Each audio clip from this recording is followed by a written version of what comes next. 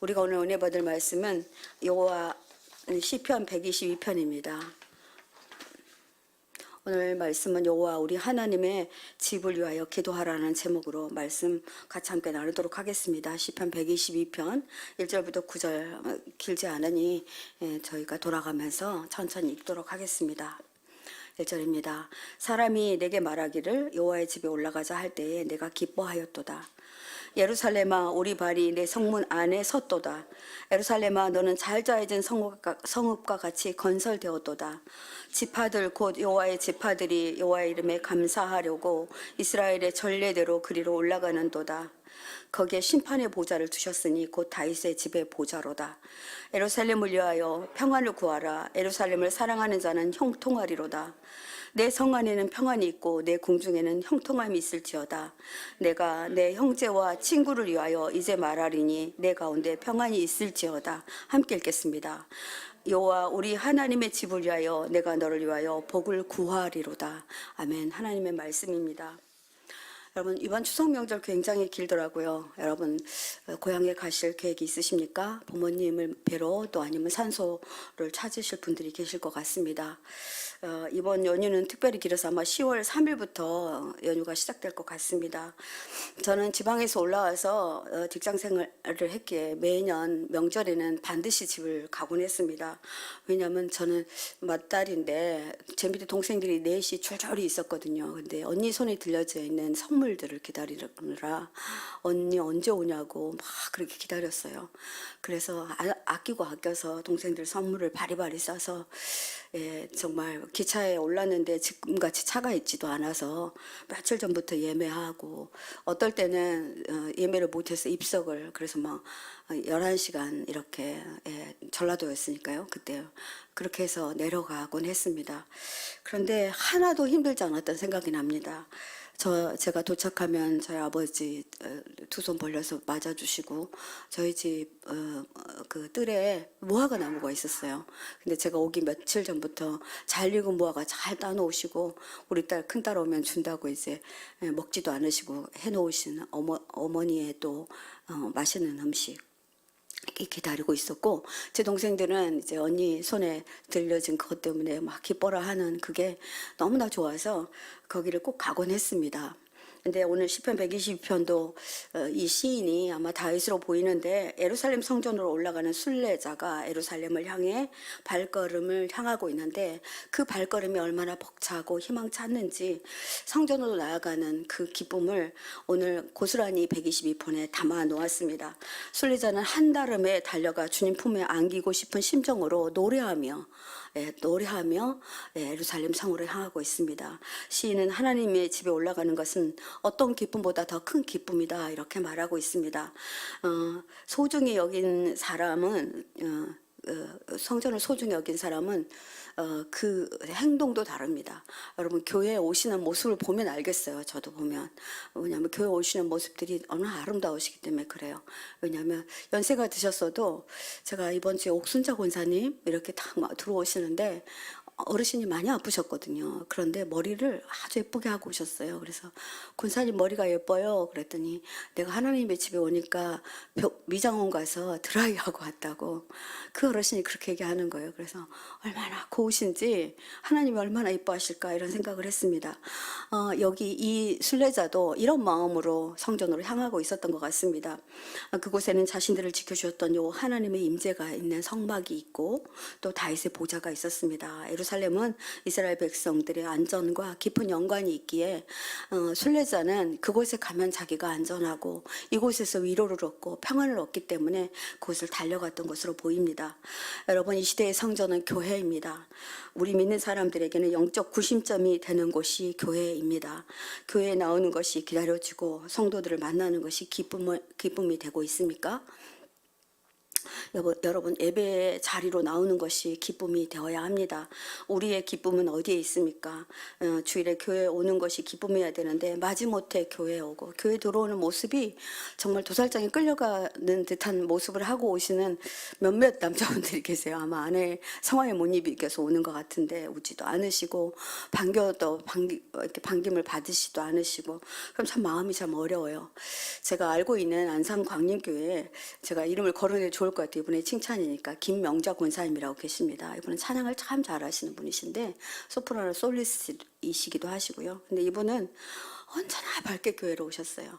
그리고 이렇게 말하는 거예요. 저한테 이제 저보다 나이가 많아서 저한테 경혜야 했었는데, 경혜야 내가 어젯밤에 이 옷을 입고 오려고 어제 토요일 날 이 옷을 다렸어. 그리고 이 옷을 걸어놓고 몇 번이나 만져보았다. 이렇게 얘기를 하는 거예요. 자기 남편의 옷과 자기 옷을 다 다림질해서 걸어놓고 또 이렇게 살펴본대요. 주보를 미리미리 이제 주보를 이렇게 보내주거든요. 우리처럼. 그러니까 양육 수료하는 자가 있는지 또 생일자가 있는지. 그래서 그분들의 이렇게 선물들을 바리바리 챙겨서 교회에 오시곤 했어요. 그래서 30분 일찍 도착해서 하나님께 기도하고 자기 안내 안 맡았는데 이쁘게 옷을 입고 항상 아유 어서 오세요. 아주 목소리도 깨꼬리 같았거든요. 그래서 교회 가면 그분을 보면 아주 기분이 좋아져요. 그래서 그렇게 했던 그분이 생각나는데, 제가 안산광림교회를 떠나온 지가 10년이 넘었는데 아직도 이제 그분하고는 저렇게 통화를 잘 해요. 그래서 언니 잘 있어요 이렇게 하면 아유 신목사 잘하고 있지 막 이렇게 말해주세요. 그래서 그분하고 통화하면 참 마음이 좋은데 이런 분들이 필요해요. 교회는 정말 필요하다고 생각합니다. 저는 시편 122편을 묵상하면서 오늘날 교회 공동체가 예배의 자리로 나아가는 기쁨, 성전 안에서 드리는 예배, 기도, 이것이 소망해야 된다 하는 마음을 주님이 주셨습니다. 예배의 기쁨을 회복하기 바라는 마음과 성전 중심의 신앙으로 신앙 공동체가 결속하기를 원하시는 하나님은 오늘 말씀을 통해 우리 포도나무교회 성도님들에게, 온라인으로 예배드리는 모든 성도님들에게 우리에게 큰 은혜로 다가가기를 바라시는 마음일 것 같습니다. 이스라엘 남자들은 매년 절기마다 세 차례 예루살렘 성전을 방문합니다. 그들은 성전에 올라가면서 찬양을 합니다. 지금처럼 뭐 교통수단이 좋은 것도 아니니 마을마다 구석구석마다 정말 일찍, 어떤 사람은 거리가 머니까 일찍 이렇게 갔을 거예요. 그들은 성막이 예루살렘에 정착하고 언약궤를 통해서 하나님의 임재를 경험하는 기쁨이 있었기에 그곳에 올라가는 것이 너무나 기뻤을 것 같습니다. 그들은 정말 너무나 기쁜 마음으로 성전을 향하여 갈 때에 그들에게 이미 정말 예배가 시작된 거라 그렇게 믿어집니다. 우리 예배가 언제부터 시작되는 줄 아십니까? 여러분이 교회 오시려고 미리미리 준비할 그때부터 시작됩니다. 시인은 이렇게 말합니다. 사람이 내게 말하기를 여호와의 집에 올라가자 할 때에 내가 기뻐하였도다. 이분에게 누가 그렇게 말했을지는 모르겠으나 다윗에게 그렇게 했을 것 같아요. 다윗이요, 우리가 교회 갈 때가 되지 않았어요? 이제 언제 가실 거예요? 이렇게 아마 그랬을 것 같아요. 그렇게 말했을 것 같아요. 누구인지는 몰라도 시인에게 여호와의 집에 올라갈 때가 되지 않았어요? 라고 말하는 것이 그가 얼마나 기뻤는지 모른다고 고백하고 있습니다. 우리가 하나님께 예배드리기 위해서 먼저 마음가짐이 중요합니다. 첫 번째로 우리가 하나님께 예배드리기 위해서는 우리가 많은 것들을 거들고 지원하고 봉사해야 합니다. 한 번의 예배가 드려질 때 얼마나 많은 봉사자들이 이곳에 봉사하는 줄 아십니까? 토요일부터 청소하고 또 애 주방에서 음식을 만들고 여러 가지로, 만약에 성찬을 하면 성찬 팀들은 그 전날 와서 얼마나 정성스럽게 그 빵을 자르고 하는지 여러분들이 아마 보시면 그냥 은혜가 될 겁니다. 이런 일들을 하고 있습니다. 이것은 연합의 의미를 갖고 있습니다. 내가 예배 나만 드리는 것이 아니라 모두가 잘 예배 드리게 하기 위해서, 예배를 정말 잘 드리게 하기 위해서 이렇게 봉사하는 것, 연합이 되어야 된다 하나님 말씀하시고 계십니다. 그리고 예배는 일치되어야 된다라고 말합니다. 일치되는 열심을 품어야 합니다. 낙심된 성도들을 생각나게 하시면 좀 전화하고 나만 오는 것이 아니라 조금 일찍 내가 그 집 앞에 차를 댈 테니 지난번에 아프다고 들었는데 내가 오늘은 조금 일찍 가서 집사님 집 앞에 차를 댈게요. 나랑 같이 가십시다. 이렇게 말하는 거. 아, 오늘은 좀 볼 수 있으려나 하고 전화했어요. 이렇게 말하는 거. 이게 얼마나 성도들에게 권면과 격려가 되는지 모릅니다.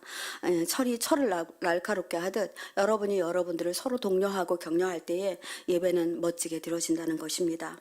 하나님을 즐겨하는 자들은 그들을 기다리라는 부르심을 기억하며 하나님 앞으로 나옵니다. 나오실 분이 안 오시면 얼마나 기다리는 줄 아십니까? 여러분도 서로 그렇죠? 네, 속장들은 아마 속회원들이 안 오면 그럴 것입니다. 저도 이제 한 사람 한 사람 오시는지 안 오시는지 다 이제 명단을 들고 체크해요. 그러면 매번 안 오신 분들이 계세요. 그리고 어쩌다가 2주 안 나오시다가 오시면 그렇게 반가울 수가 없어요. 그러니까 제가 이제 안내하는데 어떤 분이 자기 남편에게만 반갑게 아는 척하고 오신 목사님이 자기는 아는지 안 한다고. 그분은 계속 나왔거든요. 근데 남편은 어쩌다 나오니까 막 제가 그 남편에게 너무 반갑다고 얘기할 때가 있습니다. 이게 이제 교회라는 것입니다. 여러분, 그리스도 안에서 형제 자매인 우리들이 서로에게 선한 마음으로 서로를 격려하고 서로를 보살필 때 예배는 아름답게 드려진다고 저는 봅니다. 2절에 보니까 예루살렘아 우리 발이 내 성문에 섰도다 이렇게 말해요. 1절과 2절에는 간극이 굉장히 길 것 같은데 갑자기 장면이 바뀝니다. 시간과 공간이 순식간에 이동된 것을 알 수 있습니다. 시인에게 누군가 성전으로 올라가자고 했었는데 2절에 바로 자신이 성전 문 안에 있다라고 그렇게 표현하고 있습니다. 아마 시편 기자는 이런 표현을 통해서 예루살렘을 향하는 자신의 마음이 얼마나 마음이 급했던지 뛰어달려가 성전에 향해서 그대로 섰던 것 같습니다. 많이 설레고 사모했다는 것을 느낄 수 있습니다. 예배를 드리러 가자는 권유에 기뻐하며 그는 얼마나 성전을 사모했던지 정말 그냥 한달음에 달려와서 성전에 섰는데 아마 예루살렘 성전 성문에 딱 들어서면서 감격에 와 내가 성전에 왔다 이렇게 말하는 것 같습니다.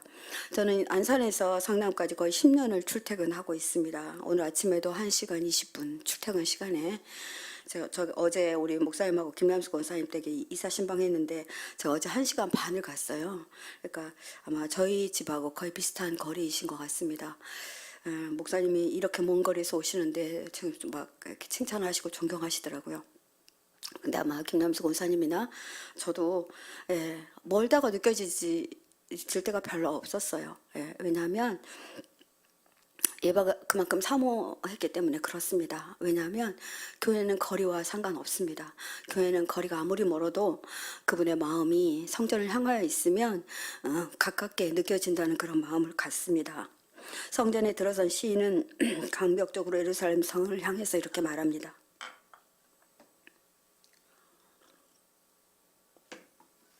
예루살렘아 우리 발이 내 성문에 섰도다 이렇게 말합니다. 예루살렘 성전에게 내가 여기 왔어 이렇게 말하고 있는 겁니다. 내가 여기 왔어요. 내가 도착했어 이렇게 말하고 있습니다. 시인은 생동감 넘치는 표현으로 절기적 기쁨이 가득한 날이기도 하지만 많은 예배자들이 무리와 섞여서 예배를 드리러 올라오는 장면 그 자체가 감격이고 장관이었을 것 같습니다. 자신이 이스라엘 백성 중 한 사람이 되어 선민의식을 치르는 감격을 이 한마디에 모두 담아 표현합니다.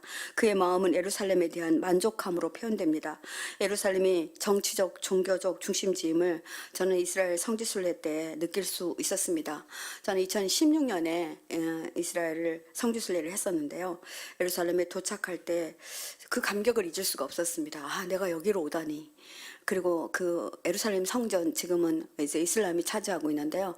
거기 들어가려니까 굉장히 복잡하더라고요. 그런데도 꼭 거기 서보고 싶었어요. 들어갈 수는 없었습니다. 그런데 그 성문에 서보고 싶었습니다. 그래서 어떻게든 갔는데 당시 아프간 사태도 그때도 굉장히 어려운 가운데 있었는데 이스라엘 여행을 지향해달라고 우리 정부에서나 말하고 있을 때 저는 갔었습니다. 실제로 어느 때보다도 검시가 심했고 우리에게 지속적으로 우리 대사관에서 문자가 오고 있었습니다. 그리고 괜찮냐고 안부를 물어왔습니다. 불안과 걱정으로 위축되어 저희들은 이제 불안해하고 있는데 저희들을 가이드해 주시는 목사님이 걱정하지 말라고, 여기가 가장 안전한 곳이라고. 그 이유는 뭐냐면 이곳이 너무나도 귀한 성지이기 때문에 기독교도 천주교도 또 이슬람도 유대교도 모두 다 이곳을 지키기 위해서 최선을 다한다고. 그렇기 때문에 여기에 큰일이 없을 테니 여기 있는 동안은 가장 안전하다, 이렇게 말씀하시는 것입니다. 그리고 그분이 그렇게 말씀해 주셨어요. 이스라엘은 평화의 마을이라는 다른 이름이 있다는 것도. 그래서 저희들이 처음 들은 이야기인데 그렇게 말씀해 주시더라고요. 그래서 저희들 잘 구경하고 왔는데요. 예루살렘 성전을 올라가면서 여기에다가 성전을 지은 이유가 있구나, 이것을 알게 되었습니다. 동쪽은 기드온 골짜기가 있었고 남쪽으로는 흰놈의 골짜기가 있는데 그 가운데 솟은 구둥지에다가 그 예루살렘 성전을 지었더라고요. 예루살렘 성전에 가보고 이곳에 성전을 세운 이들의 그 지혜에 놀랐습니다. 저희는 그곳에서 당시 다윗 당시 예루살렘 성을 어떻게 지켰는지를, 어떻게 지었는지를 듣게 되었습니다.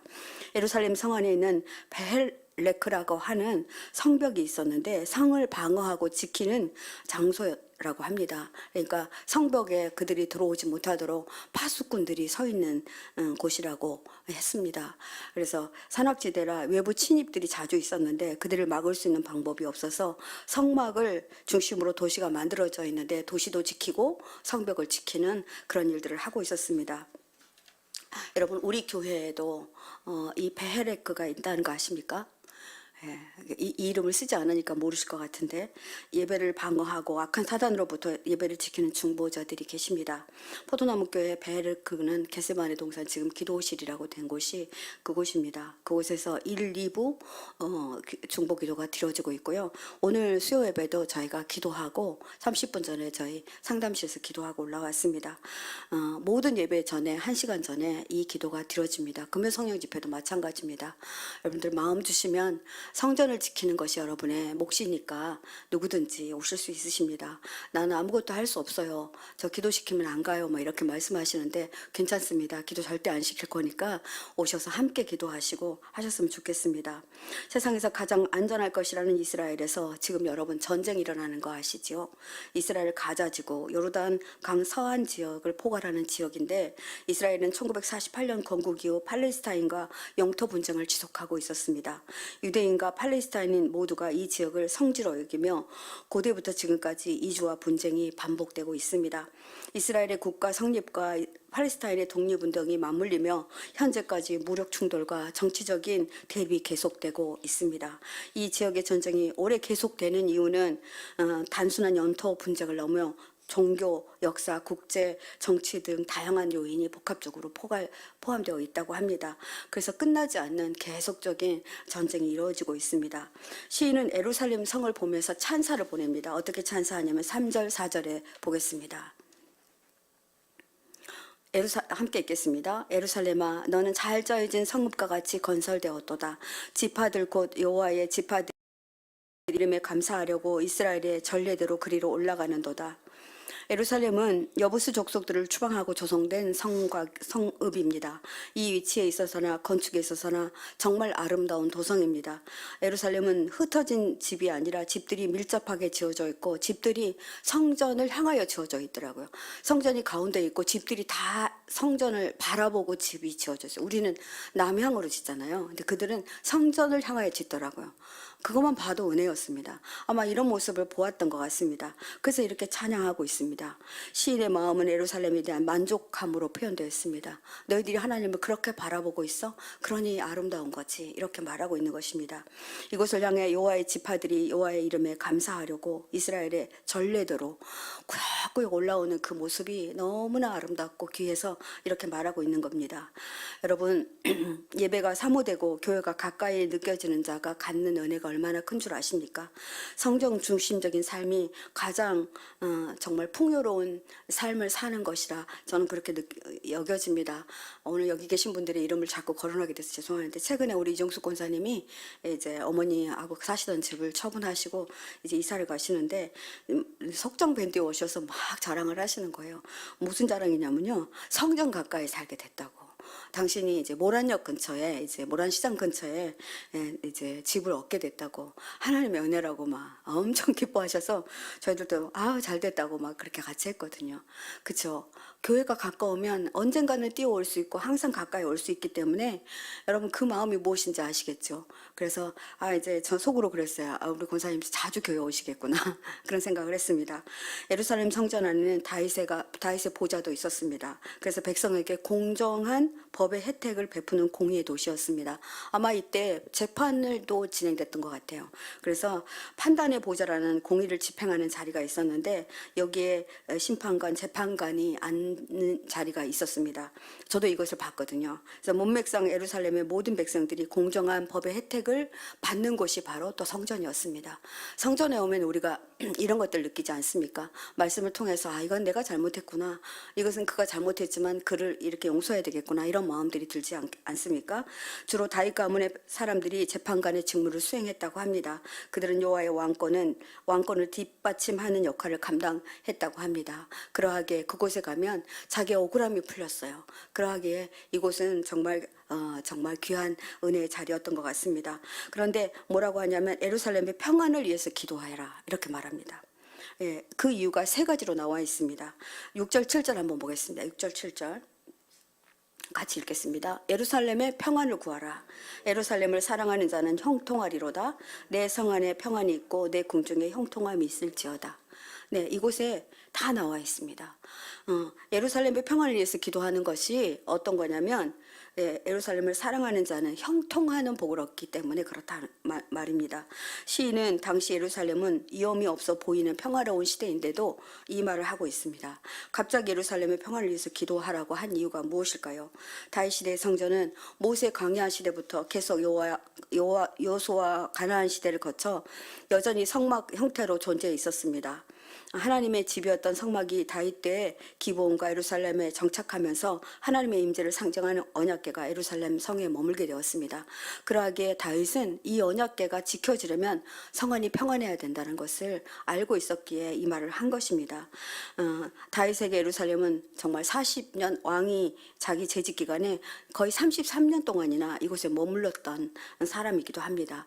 그렇기 때문에 의미가 더 깊었을 것입니다. 그는 정말 힘들 때 그곳에 도망가서 도피했던 장소이기도 하고 그가 왕권을 이렇게 펼쳤던 장소이기도 하기에 더욱 그랬을 것 같습니다.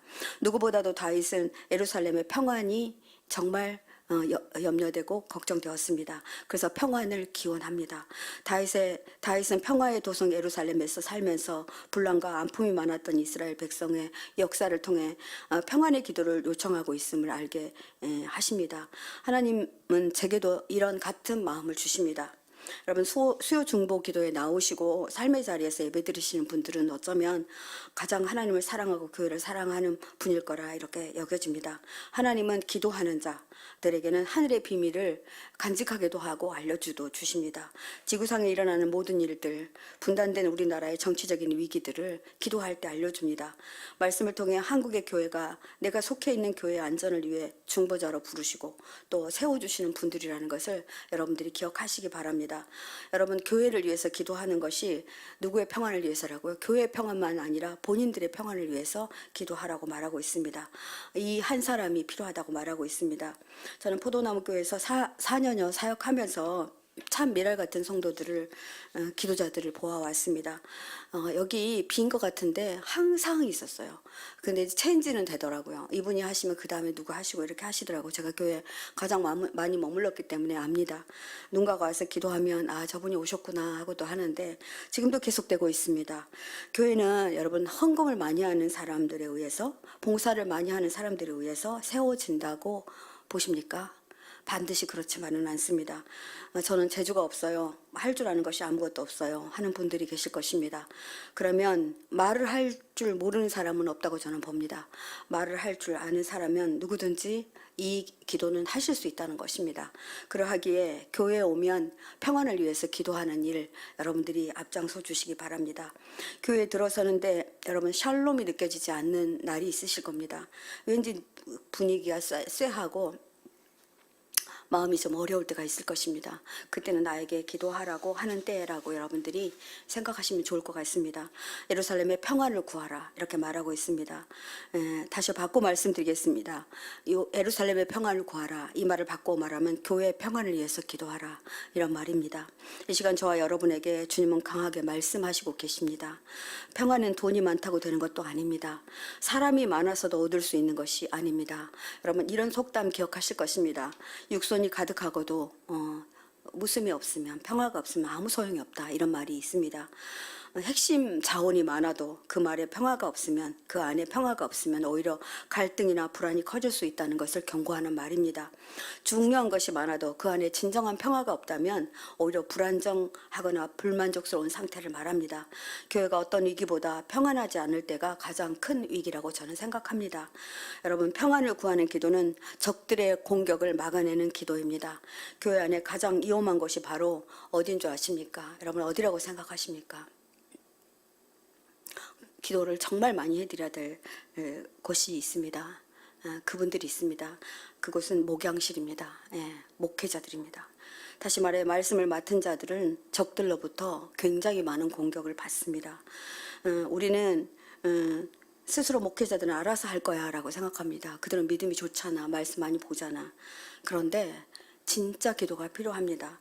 물론 기도해야 할 것들 많은 거 압니다. 그러나 그 중에서 가장 중요한 기도, 먼저 해야 되는 기도가 교회 평안을 위한 기도이고 목회자들을 위한 기도입니다. 사탄은 언제나 예배를 주관하는 사람들을 먼저 공격합니다.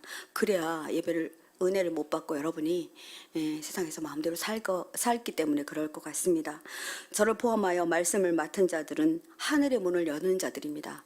그러하기에 여러분들이 기도해 주셔야 합니다. 우리가 계속 지속적으로 계속 힘든 이유가 거기 있습니다. 왜냐하면 공격을 받고 있기 때문에 가정에서 받기도 하고 외부에서 받기도 하고 또 물질적으로도 경제적으로도 또 자녀들 때문에 받기도 합니다. 그러하기에 말씀을 맡은 사람들이 말씀을 준비하는 거 여러분 쉬울 것 같습니까? 여러분들 대표기도 써보셨죠? 한 장의 그 원고를 작성하는데 참 힘드셨을 거라 저는 압니다. 저는 최근에 여러 번 또 어떤 때에도 보면 제가 어려움이 있을 때 말씀 준비하기가 너무 어렵더라고요. 왜냐하면 말씀이 한 줄도 써지지 않는 겁니다. 왜냐하면 마음에 복잡한 생각이 너무 많아서 하나님의 음성을 들을 수가 없고 그것을 정리해서 원고로 기록하기가 너무 어렵기 때문에 그렇습니다. 여러분 교회를 위해서 기도할 때 가장 먼저 목회자들을 위해서 담임 목사를 위해서 기도해 주시기 바랍니다. 어떻게 기도할지는 성령님께 물으시기 바랍니다. 답을 드릴 수는 없습니다. 그러면 정확하게 가르쳐 주실 것입니다. 기도하시는 분들에게는 하나님이 정확하게 성령으로 알게 해 주실 거라 저는 믿습니다. 성경은 이렇게 답합니다. 교회를 위한 기도는 자신의 삶이 형통하게 되는 길이니 해도 되고 안 해도 되는 기도가 아니다. 2절에 보니까 두 번째로 보니까 예루살렘을 사랑하는 자는 형통하리로다. 이 사랑한다라는 말에 예루살렘을 위해서 기도하는 자와 동일한 자를 말합니다. 그러니까 예루살렘을 사랑하는 자는 기도하는 자입니다. 여러분 기도 포도나무교회 사랑하십니까? 그러면 여러분 기도하셨으면 네라고 대답하셔야 되고요. 포도나무교회가 좋아요. 그거 말고요. 정말 기도하는 사람이 교회를 사랑하는 자입니다.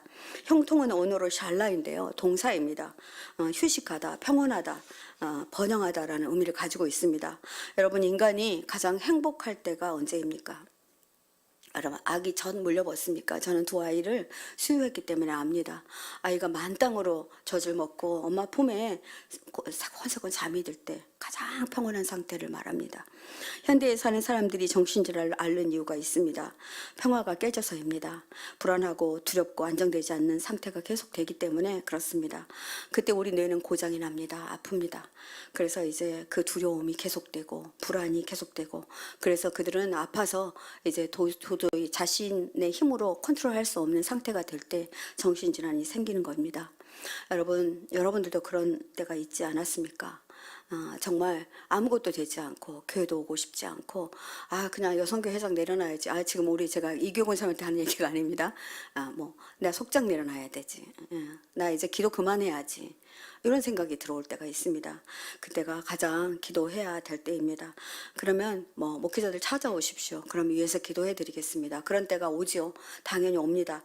그런 때가 올 때에 여러분들 정말 저희들에게 도움을 구하시면 됩니다. 여러분, 아기에게 젖을 물려본 분 아실 것입니다. 저는 제가 스트레스를 받으면 남편하고 좀 말다툼이라도 있을라 치면 아이가 그 젖을 먹고 아이가 설사를 하더라고요. 막 물똥을 싸고 그래요. 그러면 무슨 얘기냐면 제 젖이 스트레스를 받아서 아이에게 좋은 영향을 주고 있지 않다라는 의미입니다. 그러하기에 여러분, 교회의 평안을 위해서, 우리 목회자들의 평안을 위해서 여러분들이 정말로 간곡히 부탁드리니 기도해 주십시오. 그래 여러분에게 살진 또 영양가 좋은 꼴들이 먹여질 거라 그렇게 여겨집니다. 여러분, 말씀을 맡은 자들을 위해서 기도를 하시겠다고 마음으로 약속해 주시기 바랍니다. 그리고 세 번째 보니까 내 성안에 평안이 있고 내 궁중에 형통함이 있을 것이다 이렇게 말합니다. 네, 내 성안의 평안은 어떤 겁니까? 성안에 사는 모든 사람들이 평안을 느끼는 거고요. 또 궁중에 형통함이 있을 거다. 다윗은 자신이 했기 때문에 이 말을 한 것 같습니다. 교회 안정과 평안을 위해서 기도할 때에 이것이 교회를 사랑하는 자들이 형통하는 길입니다. 외부의 어떤 공곡에도 무너지지 않도록 기도와 말씀으로 성벽을 쌓고 사랑으로 뭉쳐서 몸된 교회를 지켜내야 합니다. 성안이 평안하려면 성벽이 튼튼해야 합니다. 성벽은 기도로만 지켜낼 수 있습니다. 그러하기에 여러분, 성벽이 무너지면 나 때문입니다. 한쪽 성벽이 무너졌다. 그러면 우리 속회가 기도하지 않아서, 우리 선교회가 기도하지 않아서, 우리 공동체가 기도하지 않아서입니다. 그곳으로 모든 이제 악한 것들이 들어오게 됩니다. 그래서 우리가 정말 교회를 위해서 기도해 주셔야 됩니다. 저는 안양에 있는 어떤 교회가 담임 목사님 잘못으로 큰 위기를 겪는 것을 보았습니다. 교회의 위기는 목사님으로 그치지 않았습니다. 이 위기는 성도들에게까지 전부 다 번졌는데요. 교인들이 몸이 아프고 암에 걸리고 이혼하고 아이들은 가출하고 이런 일들이 지속적으로 일어났고 사업하시는 분들은 사업이 다 안 됐다고 합니다. 그러다 보니까 교회가 정말 뿔뿔이 산산조각이 나서 흩어지는 것을 보았습니다. 여러분, 이 교회가 어떤 의미인지 여러분들이 꼭 기억해 주셨으면 좋겠습니다. 우리가 교회를 위해서 기도해야 하는 이유가 여기 있습니다. 저는 우리 교회도 지금 기도가 절실함을 느낍니다. 몸된 교회는 허무는 악한 세력의 전략이 드러나도록 기도가 절실합니다. 왜 기도해야 하는지, 왜 기도가 필요한지, 우리는 무엇이 부족한 것이 아니라 지금 기도가 부족하다고 생각하시고 기도해 주셔야 됩니다. 한국 교회가 다 그런 것은 아니지만 우리가 교회를 지켜야 할 때라고 생각하고 지금 교회들이 위기를 겪고 있습니다. 우리 교회도 거기서 예외될 수는 없습니다. 세계적인 경제 불황, 또 정말 오르는 물가, 말도 안 되는 날씨의 변화, 이런 것들은 우리의 삶을 위협하고 있습니다. 그러면 그냥 바라만 보고 계시겠습니까? 여러분, 기도는 가장 적극적인 투쟁입니다.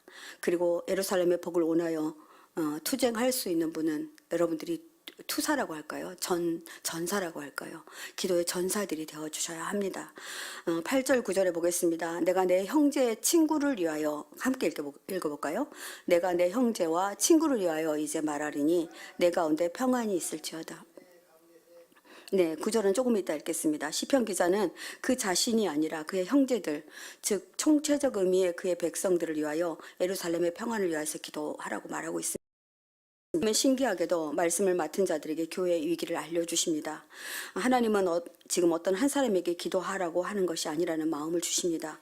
하나님께 기도해야 할 사람을 붙여달라고 기도하시기 바랍니다.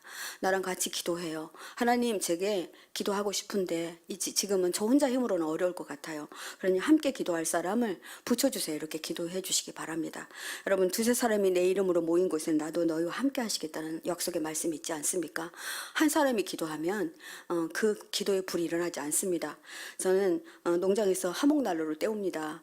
보면 그 나무가요 하나를 태우잖아요. 그러면 화력이 정말 붙여놓으면 꺼지고 붙여놓으면 꺼져요. 그런데 나무를 많이 이렇게 쌓아놓고 처음에는 안 붙는 것 같은데 거기다 붙이기 시작하면 나중에 이들이 다 같이 타면서 그 화력이 말할 수 없이 커지는 것을 보게 됩니다. 그래서 주님, 제가 함께 기도할 사람이 필요합니다. 여러분들의 마음으로 느끼신 분들, 이분들은 기도하시기 바랍니다. 아, 내가 기도를 소집할 자이구나. 내가 기도의 수장이구나. 내가 전사구나. 이렇게 생각해 보시기 바랍니다. 여러분, 속회마다, 선교회마다, 모일 때마다 교회 평안을 위해서 기도해 주시기 바랍니다. 잊지 마시고 속회 때 기도해 주시기 바랍니다. 주님, 저희 교회가 이 시대를 잘 견뎌낼 수 있게 해달라고 그렇게 기도해 주시기 바랍니다. 교회를 사랑하는 것이 하나님을 사랑하는, 하나님을 향한 사랑입니다. 오늘 말씀을 듣고 기도할 마음이 생기시는 분들이 분명 계시리라 봅니다. 왜냐하면 제가 말씀을 이렇게 준비하면서 사람들도 생각나더라고요. 누구누구 기도할 것 같다 이런 생각도 들더라고요. 그리고 기도하는 모습들이 이렇게 느껴졌어요. 뭐 환상처럼 보여졌어요. 정말 시간을 이렇게 뭐 정해놓고 이렇게 교회 오시는 것들이 보여졌어요. 9절 말씀 한번 보겠습니다. 여호와 우리 하나님의 집을 위하여 내가 너를 위하여 복을 구하리로다. 다시 한번 읽어보겠습니다. 시작. 여호와 우리 하나님의 집을 위하여 내가 너를 위하여 복을 구하리로다. 네, 여러분 내가 내 복을 구하리로다. 아바쿠샤 토브 라크라고 하는데요. 이 문자의 뜻은 내가 너의 선함을 찾을 것이다 라는 뜻이래요. 그러니까 내가 너를 위하여 기도한다는 거. 너 안에서 선함을 내가 찾고 싶어 이렇게 말하는 것입니다. 그래서 하나님은 우리 모두에게 선함을 불어 넣어 주셨어요. 기도할 능력도 또 그리고 에너지도 다 주었단 말입니다. 그래서 우리가 하나님의 집을 위하여 나 혼자 힘으로는 그 에너지가 작으니 함께 기도할 수 있도록 여러분들이 함께 독려해 주시고, 속장님이 혹시 우리 기도합시다, 시간 정해놓고 기도합시다, 그럼 모두 좀 순종해 주셨으면 좋겠습니다. 시편 40편 16절에는 세 번역으로 한번 읽어보겠습니다. 한번 같이 읽겠습니다. 그러나 주님을 찾는 모든 사람은 주님 때문에 기뻐하고 즐거워할 것입니다. 주님께서 구원하여 주시기를 바라는 사람은 쉬지 않고 이르기를 주님은 이대하시다 할 것입니다. 아멘. 네. 에레미야 29장 7절도 한번 읽어보겠습니다. 너희는 내가 사로잡혀 가게 된 그 성읍의 평안을 위하여 힘쓰고 여호와께 기도하라. 이는 그 성이 평안함으로 너희도 평안할 것입니다. 네, 말씀을 결론 내려고 합니다. 사랑하는 성도 여러분, 지금은 교회를 위해서 기도할 때입니다. 제가 간곡히 부탁드립니다. 또 나라를 위해서도 기도할 때입니다. 우리 포도나무교회 기도가 절실히 필요하고 이 나라도 절실히 필요합니다. 무슨 정부만 바뀌면 사람들을 잡아넣는데 혈안이 되고 민생은 돌보지 않는 이 나라, 하나님께 정말 간구해서 기도해야 될 때입니다. 교회의 위기는 평안이 없으면 위기입니다. 제가 다시 한번 말씀드리겠습니다. 교회 위기는 평안이 없으면 위기입니다. 포도나무교회 설립된 지 6년 지나가고 있습니다. 그중 저는 4년을 포도나무교회 함께 왕정원 목사님과 함께 지켜보면서 같이 지내왔습니다. 위기가 크고 작게 있었습니다. 그러나 그때마다 하나님은 하나님의 방법으로 해결해 주셨습니다. 여러분, 가정의 위기가 있습니까? 최근 어떤 권사님 교회에서 거의 살다시피 교회를 위해서 목사님을 위해서 기도하셨습니다. 그런데 최근에 저한테 그런 말씀을 하시는 거예요. 목사님, 제가 교회를 위해서 기도했는데 저희 집 모든 기도를 너무나 적절하게 적절한 시기에 다 응답해 주셨어요. 그게 답입니다. 네. 교회를 위해 기도하셨는데 그분 가정의 기도가 응답되지 않는 것은 말도 안 됩니다. 그렇습니다. 교회 평안을 위해서 기도하는 자에게는 주님이 반드시 평안을 주시겠다고 오늘 말씀에서 약속하셨기 때문에 그렇습니다. 저는 교회에 위기가 오면 가정도 개인도 평안하지 않다고 봅니다. 지난날 저는 교회 위기 가운데 있을 때 우리 가정이, 제 개인이 많이 힘들었던 것을 기억합니다. 교회가 힘들면 가정이 힘들어지더라고요. 자녀들이 말을 안 듣고 스트레스가 쌓이고 소리가 커지고 이런 일들이 일어나더라고요. 우리나라의 평안을 위해서도 여러분들이 함께 기도해야 됩니다. 지금은 기도해야 될 때입니다. 이단들은 교회 안에 파고 들어와서 조직을 파괴하려고 하고 있고 음해하려고 하고 있습니다. 교회들이 이단의 손에 넘어가는 것은 교회에 사랑이 없을 때 그렇습니다. 혹시라도 이단이 들어오면 제가 그런 말 했어요. 혹시 이단이 들어오면 우리가 그냥 사랑으로 그 사람을 우리 쪽으로 만들어 버리자. 그럼 될 거 아니야. 이런 말도 한 적이 있습니다. 하나님은 저와 여러분에게 예루살렘을 위해서, 다시 바꿔 말하면 교회를 위해서, 내가 몸담은 교회가 바로 여러분 예루살렘 성전이고 예루살렘입니다. 그러하기에 강력히 하나님은 저를 통해서 기도해야 된다. 너희들이 기도가 필요하다라고 말씀하시고 계십니다. 마태복음 6장 33절 말씀으로 오늘 말씀을 마치려 합니다. 그런즉 너는 먼저 그의 나라와 그의 의를 구하라. 그리하면 이 모든 것을, 여러분이 뒷말을 해보시겠습니까? 너희에게 더하시리라. 아멘입니다. 우리 한번 주님, 제가 여기 있습니다. 제가 기도자입니다. 이런 마음으로 주님, 내가 여기 있사오니 찬양하시고 우리 또 함께 말씀 붙잡고 기도하도록 하겠습니다.